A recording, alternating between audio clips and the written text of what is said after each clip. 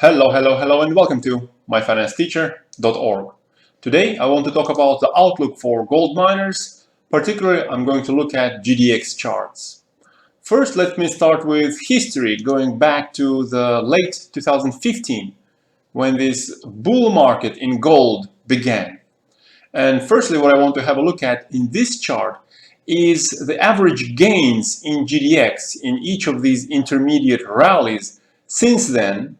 But I'm going to exclude the most recent rally because the gains here were insane. GDX bottomed somewhere close to $16 and topped somewhere around $45, $46. That's multiple hundreds of percents gain. So I'm going to exclude this one as it's a bit of an outlier in my opinion. It's not every time we get a pandemic swing down, dropping the price by around 50%, followed by another swing higher with around 300% gains. So excluding this most recent explosion in GDX, the average gains since the beginning of this bull market in late 2015 were around 42%, with the smallest gains of around 17% in early 2018 and the largest gains of around 109% in early 2016.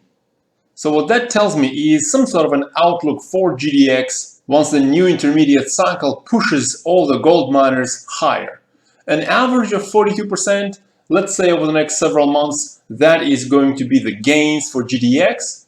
And if GDX had already bottomed over here somewhere at $36, an additional 42% of that brings GDX somewhere close to $52 over the next several months.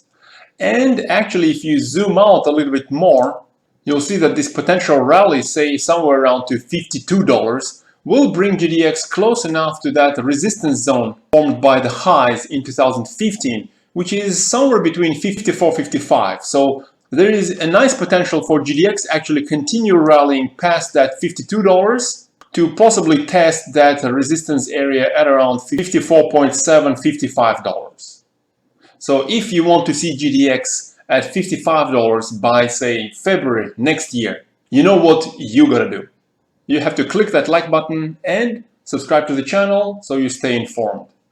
Why not also join us at myfinancesteacher.org, where we regularly discuss a range of assets with some special emphasis on precious metals. Now moving back to this long-term chart of GDX.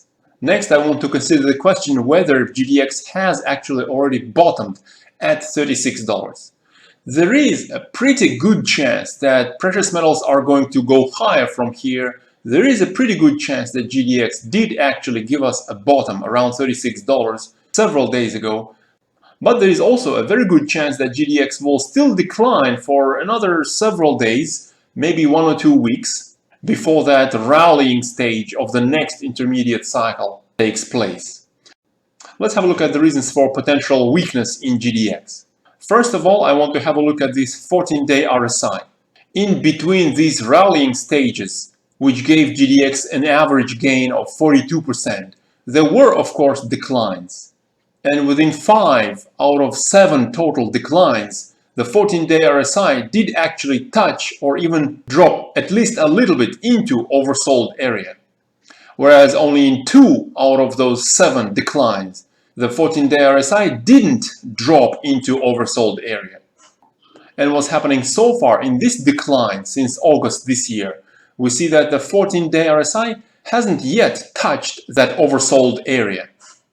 For that reason, although it is already a good idea to have at least some positions, and in my personal portfolio as well as the fictitious portfolio we follow at myfinancesteacher.org, I do have a sizable allocation to gold itself rather than gold miners.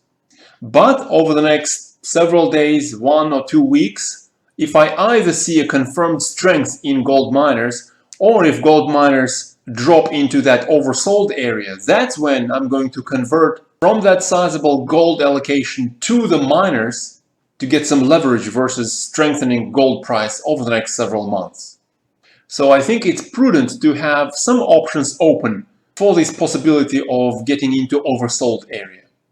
Now if you zoom into the 4-hour chart on GDX, you see that since August GDX has been forming this bullish wedge That's a declining, narrowing wedge, which is generally a bullish sign. So I really do expect a rallying stage over the next several months to bring GDX much higher, at least as high as $50. But again, the question is, are we going to see another trip to the lower range of this bullish wedge before that breakout on the upside takes place?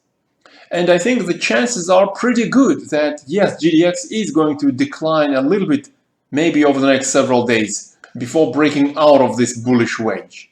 I would probably give it 55–60% chance, while the chances of just continuing to rally onwards from here is probably somewhere around 40–45% chance. So again, you do want to have some allocation to precious metals at the moment. On the other hand, it's not back up the truck time, as precious metals haven't been really that deeply oversold yet. So that's my outlook for gold miners. For now, I want to leave you with this question. Do you think GDX is going to be above that round number of, let's say, $50 by February next year? Let me know in the comments below. While you're there, again, remember to hit that like button, subscribe to the channel, and possibly consider joining us at myfinancesteacher.org. I and my colleague update the members on a range of assets pretty frequently. For now, I wish you a wonderful day and good luck in your trades.